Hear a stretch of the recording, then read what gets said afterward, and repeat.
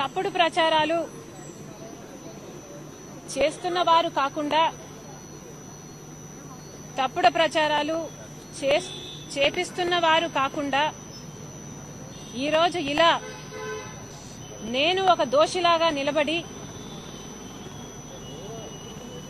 నా వాదనను వినిపించుకోవాల్సిన దుస్థితి రావడం ఒక్క నాకే కాదు, మహిళలందరికీ ఇది అవమానకరం. ఇది 5 ఏళ్ల కింద ఎప్పుడో మొదలైంది.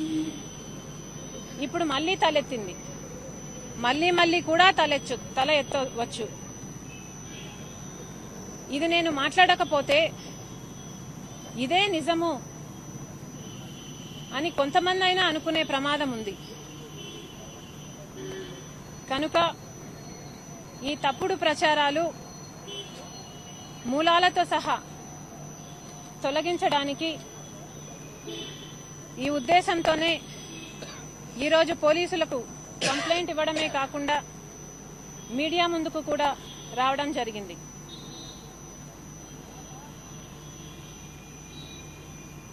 నేను ఒక భార్యగా, ఒక తల్లిగా, ఒక చెల్లిగా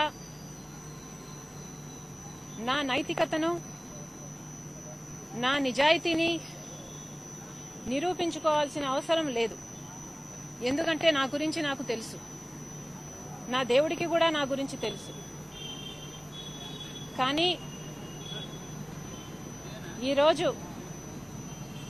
నా గౌరవాన్ని కాపాడుకోవాల్సిన అవసరం నాకుంది గనుక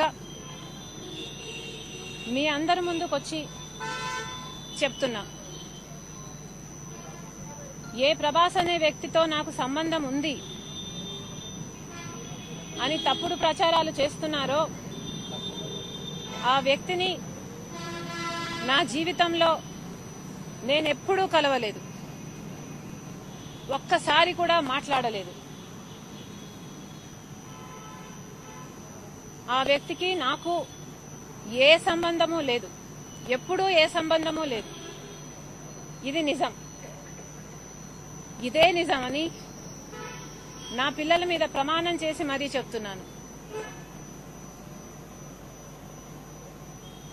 లేదు, అలా కాదు, మేం ప్రచారం చేస్తున్నదే నిజమని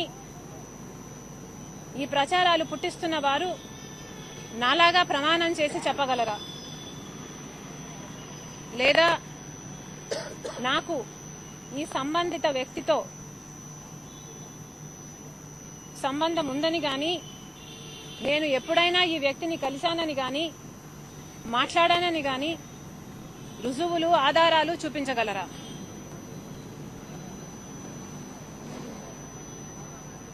పుకార్లు పుట్టించి క్యారెక్టర్ అసాసినేషన్ చేయడం దారుణం కాదా? ఇది దుర్మార్గం కాదా?